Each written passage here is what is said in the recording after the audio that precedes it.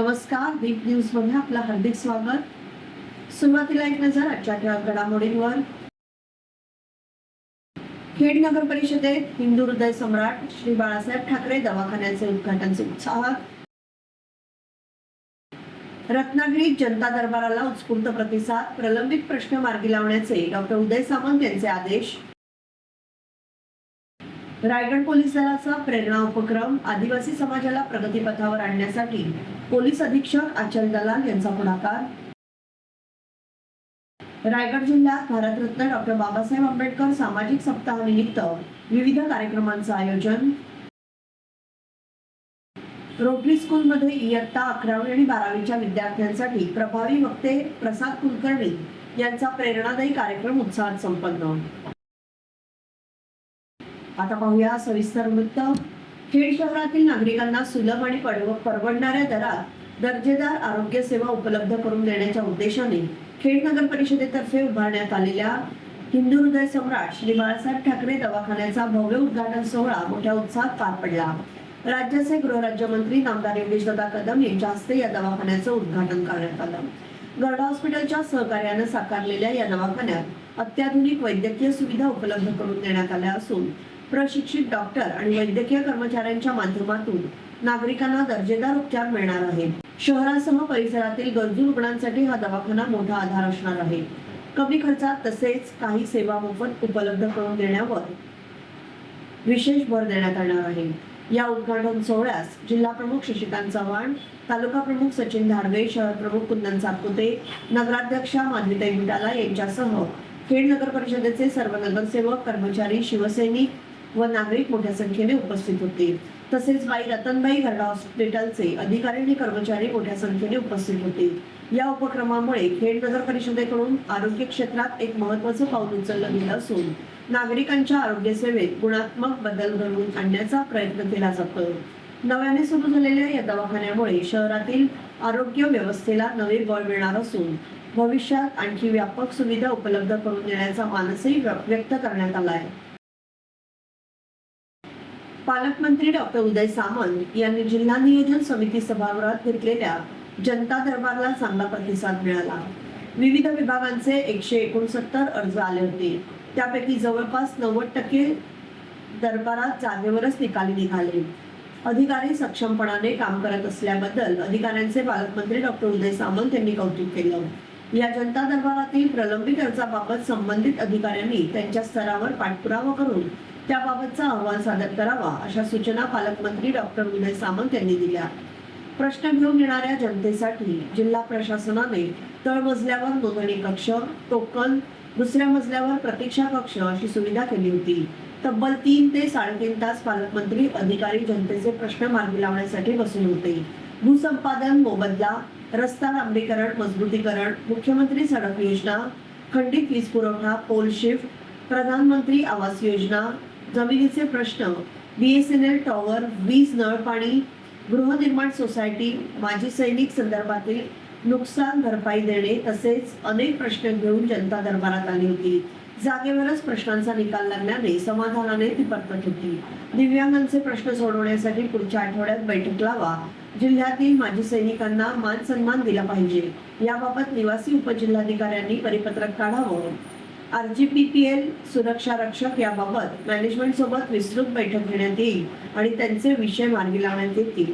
झोपडपट्टीमधील सर्व कामगारांची कामगार नोंदणी करून घ्या। जनता दरबाराला जिल्हा परिषदेच्या अध्यक्ष अस्मिता केंद्रे, जिल्हाधिकारी मनोज जिंदल, पोलीस अधीक्षक नितीन बगाटे, मुख्य कार्यकारी अधिकारी वैदेही रानडे, नगराध्यक्ष शिल्पा सुर्वे, जिल्हा परिषदेचे उपाध्यक्ष विलास चाळके, अप्पर जिल्हाधिकारी भाऊ गलांडे, अतिरिक्त मुख्य कार्यकारी अधिकारी परीक्षित यादव, प्रांत अधिकारी देसाई यांच्यासह विविध विभाग प्रमुख तसेच लोकप्रतिनिधी, ग्रामस्थ, नागरिक मोठ्या संख्येने उपस्थित होते। कर्जत तालुक्यातील माणगाववाडी येथील अनुदानित आदिवासी आश्रमशाळेत जिल्हा पोलीस अधीक्षक आचल दलाल यांच्या संकल्पनेतून आदिवासी विद्यार्थ्यांसाठी शिक्षण व करिअर मार्गदर्शन तसेच बालविवाह अंधश्रद्धा निर्मूलन बद्दल जनजागृती कार्यक्रम राबवण्यात आला। या कार्यक्रमासाठी कर्जत तालुक्यातील माणगाववाडी शासकीय आश्रमशाळा, चाफेवाडी शासकीय आदिवासी आश्रमशाळा, आणि पाथरस शासकीय आश्रमशाळा यामध्ये विद्यार्थी सहभागी झाले होते। यावेळी जिल्हा पोलीस अधीक्षक अचल दलाल यांच्यासह आदिवासी विकास विभागाच्या प्रकल्प अधिकारी यशस्विनी गलांडे, पोलीस उपअधीक्षक राहुल गायकवाड, जिल्हा भरोसा सेल समन्वयक स्मिता पाटील, नेरळचे सहाय्यक पोलीस निरीक्षक राहुल वरोटे, माथेरानच्या प्रभारी पोलीस अधिकारी सरिता मुसळे आदींसह मनगाववाडी आदिवासी आश्रमशाळा संचालक मानव गायकवाड आदी मान्यवर उपस्थित होते। यावेळी जिल्हा पोलीस अधीक्षक अचल दलाल यांनी विद्यार्थ्यांशी संवाद साधताना कर्जत तालुक्यातील आदिवासी विद्यार्थ्यांना या ठिकाणी भरोसा उपक्रमचे तिसरे पुष्प या सेशनसाठी निमंत्रित केले। त्यापुढे म्हणाल्या की राज्यात रायगड जिल्हा आर्थिक स्तरावर अव्वल आहे, मात्र आदिवासी समाज प्रगतीवर पोहोचला नाही। त्यासाठी माझ्याकडून हा वेगळा उपक्रम राबवित आहोत। आदिवासी भागात प्रामुख्याने कमी वय असताना लग्न होतं, तसेच लग्नाआधी गरोदर राहण्याचे प्रमाण देखील आहे। त्याचबरोबर पालकांमध्ये व्यसनाचे प्रमाण देखील अधिक आहे।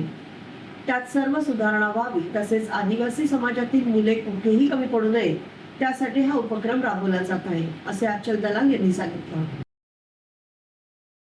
भारतरत्न डॉक्टर बाबासाहेब आंबेडकर यांच्या जयंतीनिमित्त रायगड जिल्ह्यात दिनांक 8 एप्रिल ते 14 एप्रिल 2026 या कालावधीत सामाजिक समता सप्ताह मोठ्या उत्साहात साजरा करण्यात येणार आहे। या सप्ताहाची सुरुवात अलिबाग येथे सहाय्यक आयुक्त समाज कल्याण कार्यालयात मान्यवरांच्या उपस्थितीत डॉक्टर आंबेडकरांच्या प्रतिमेला अभिवादन करून आणि पत्रकार परिषदेने झाली। या सप्ताहांतर्गत जिल्ह्यात विविध वैचारिक, सामाजिक आणि प्रबोधनात्मक कार्यक्रमांचं आयोजन करण्यात आलं आहे। सप्ताहाचं सविस्तर वेळापत्रक जाहीर करण्यात आलं असून 9 एप्रिल रोजी महाड येथे व्याख्यान, भारुड आणि लघुनाट्याचे सादरीकरण, 10 एप्रिलला अलिबागमध्ये स्वच्छता अभियान आणि कार्यशाळा, तर 11 एप्रिलला पेण येथे महात्मा फुले जयंतीनिमित्त व्याख्यान आयोजित केले आहे। 12 एप्रिलला पनवेलमध्ये ज्येष्ठ नागरिकांसाठी शिबिर, 13 एप्रिलला खालापूर येथे रक्तदान शिबिर आणि पनवेलमध्ये महिला मेळावा संपन्न होईल। सप्ताहाचा समारोप 14 एप्रिल रोजी डॉक्टर बाबासाहेब आंबेडकर जयंतीनिमित्त अलिबाग येथे भव्य पदयात्रा, संविधान प्रास्ताविक वाचन आणि व्याख्यानाने होणार आहे। 9 एप्रिल रोजी रोटरी स्कूलमध्ये इयत्ता 11वी आणि 12वीच्या विद्यार्थ्यांचे आयोजित करण्यात आलेला प्रेरणादायी कार्यक्रम उत्साहात पार पडला। या कार्यक्रमासाठी सुप्रसिद्ध कवी, गीतकार, निवेदक, प्रभावी वक्ते माननीय श्री प्रसाद कुलकर्णी यांची प्रमुख उपस्थिती लाभली। कार्यक्रम प्रसंगी रोटरी स्कूलचे चेअरमन बिपिनदादा पाटले यांच्या हस्ते प्रसाद कुलकर्णी यांचं शाल, श्रीफळ, पुष्पगुच्छ, भेटवस्तू आणि पुस्तकरूपी भेट देऊन स्वागत करण्यात आलं। तसेच शाळेच्या मुख्याध्यापिका सौ गुणिता पटेल यांनी सौ कुलकर्णी मॅडम यांचं पुष्पगुच्छ आणि पुस्तकरूपी भेट देऊन स्वागत केलं। प्रसाद कुलकर्णी यांनी विद्यार्थ्यांना मार्गदर्शन करताना सकारात्मक वृत्ती, आत्मविश्वास आणि आत्मचिंतनाचं महत्त्व पटवून दिलं। आयुष्यात यशस्वी होण्यासाठी सकारात्मक दृष्टिकोन ठेवणं अत्यावश्यक आहे। कठीण परिस्थितीत ठामपणे उभे राहण्याची जिद्द आणि आयुष्य जगण्याची ओढ प्रत्येकामध्ये असली पाहिजे। योग्य विचारसरणीमुळेच व्यक्तीला योग्य निर्णय घेता येतात आणि जीवनाची दिशा ठरते। तसेच आयुष्यातील चांगले वाईट अनुभव हे व्यक्तिमत्व घडवण्यात महत्त्वाची भूमिका बजावतात। पावलोपावली मिळणारे आशीर्वाद आणि संस्कारही जीवनाच्या जडणघडणीत महत्त्वाचे ठरतात, असे त्यांनी नमूद केले। विद्यार्थ्यांनी आत्मपरीक्षण करून आपल्या आयुष्याचा योग्य अंदाज घेऊन सकारात्मक दृष्टिकोनातून पुढे वाटचाल करावी, असा संदेश यावेळी देण्यात आला। या कार्यक्रमाला विद्यार्थ्यांचा उत्स्फूर्त प्रतिसाद लाभला असून त्यांना भविष्यासाठी नवी दिशा मिळण्यास प्रेरणा मिळाली। संस्थेचे चेअरमन बिपिनदादा पाटले यांच्या हस्ते सुप्रसिद्ध प्रेरणादायी वक्ते प्रसाद कुलकर्णी यांना आभारपत्र देऊन त्यांचे आभार मानण्यात आले।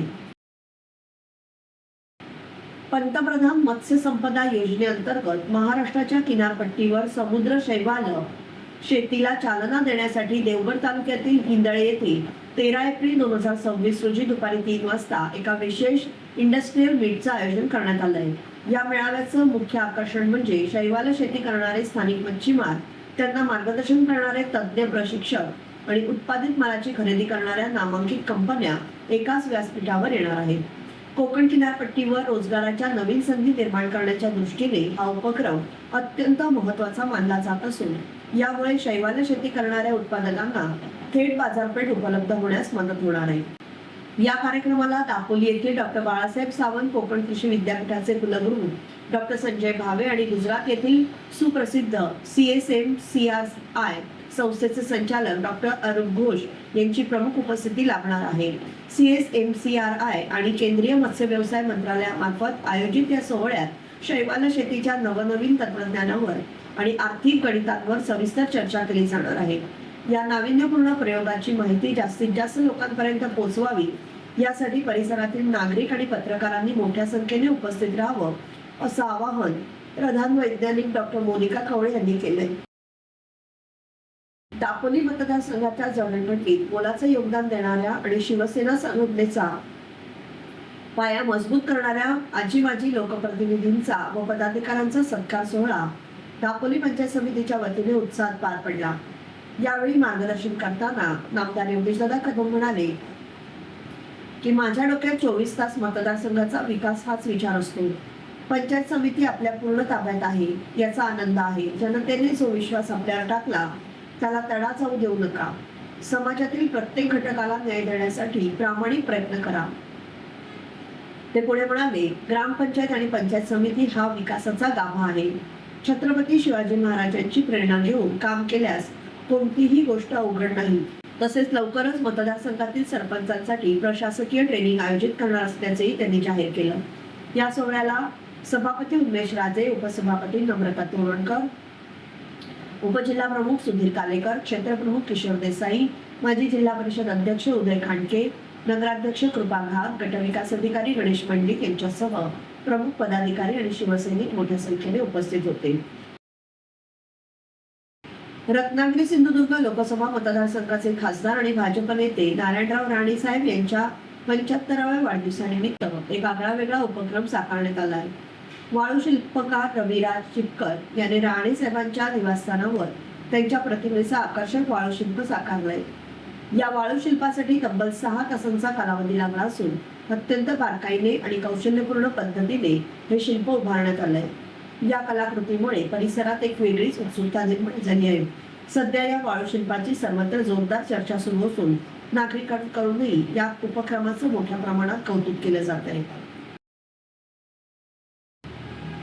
जिल्ह्यातील पाणी टंचाईचा मुकाबला करण्यासाठी सर्व संबंधित विभागांनी सतर्क राहून समन्वयाने काम करावं अशा सूचना पालकमंत्री डॉक्टर उदय सामंत यांनी जिल्हाधिकारी कार्यालयातील आढावा बैठकीत दिल्या.